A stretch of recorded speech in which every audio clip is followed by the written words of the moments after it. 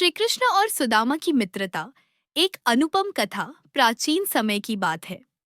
द्वारका के राजा श्री कृष्ण और एक गरीब ब्राह्मण सुदामा दोनों बचपन में एक ही गुरुकुल में शिक्षा ग्रहण करते थे। वे वहां से एक दूसरे के परम मित्र बन गए। दोनों साथ पढ़ते, खेलते और भोजन करते थे।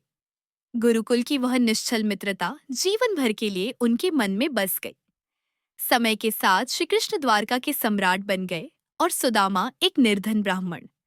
उनके पास न तो अच्छा घर था, न वस्त्र और न ही पर्याप्त भोजन। वे और उनकी पत्नी दिन रात भूखे प्यासे रहकर किसी तरह जीवन यापन करते थे। सुदामा की पत्नी, जिनका नाम सुशीला था, बहुत धार्मिक और पतिव्रता थी। एक दिन उन्होंने अपने पति से कहा, आप द्वारका जाइए और अपने बचपन के मित्र श्री कृष्ण से मिलिए।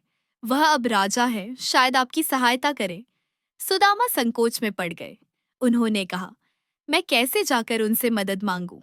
हमारी मित्रता सच्ची थी, परंतु वह अब राजा है और मैं एक साधारण ब्राह्मण। परंतु पत्नी के बार बार आग्रह करने पर वे अंततः चल पड़े।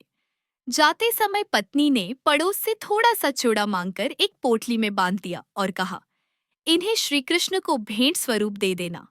द्वारका में श्री कृष्ण का प्रेम जब सुदामा द्वारका पहुंचे तो महल के द्वार पर सिपाहियों ने उन्हें रोक लिया। उन्होंने श्री कृष्ण से मिलने की अनुमति मांगी और जैसे ही श्री कृष्ण को ध्यात हुआ कि उनका बचपन का मित्र सुदामा द्वार पर खड़ा है, वे नंगे पांव दौड़ते हुए स्वयं उसे लेने आ पहुंचे। सुदामा की दशा अत्यंत दयनीय थी। फटे पुराने वस्त्र, दुर्बल शरीर और पांवों में चप्पल भी नहीं। लेकिन श्री कृष्ण ने जैसे ही उसे देखा, वे भावुक हो उठे। उन्होंने सुदामा को गले से लगा लिया, उसकी आंखों से आंसू पोंछे और स्वयं अपने हाथों से उसके पैर धोए। रुक्मिणी जी ने भी सुदामा के स्वागत में कोई कमी नहीं छोड़ी। चूड़े की भेंट और श्री कृष्ण की कृपा। थोड़ी देर बाद श्री कृष्ण ने सुदामा से कहा, मित्र, तुम मेरे लिए क्या लाए हो? सुदामा संकोच में पड़ गए। उन्होंने कहा, हे प्रभु, मेरे पास आपको देने के लिए कुछ भी योग्य नहीं था, पर पत्नी ने यह थोड़े से चूड़े बांध दिए थे। श्री कृष्ण ने वह पोटली ली और अत्यंत प्रेम से चूड़े खाने लगे। उन्होंने जैसे ही पहला निवाला खाया, कहा, मुझे इससे बढ़कर कोई भेंट नहीं मिल सकती।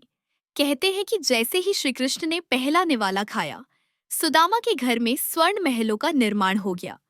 धन, धान्य, वस्त्र और भोजन से पूरा घर भर गया। सुदामा को इसकी कोई जानकारी नहीं थी, क्योंकि उन्होंने श्री कृष्ण से कुछ मांगा ही नहीं। सच्ची भक्ति का प्रतिफल सुदामा जब घर लौटे तो उन्होंने देखा कि उनका झोपड़ा अब एक सुंदर महल में बदल गया है। उनकी पत्नी रत्न जड़ित वस्त्रों में खड़ी थी।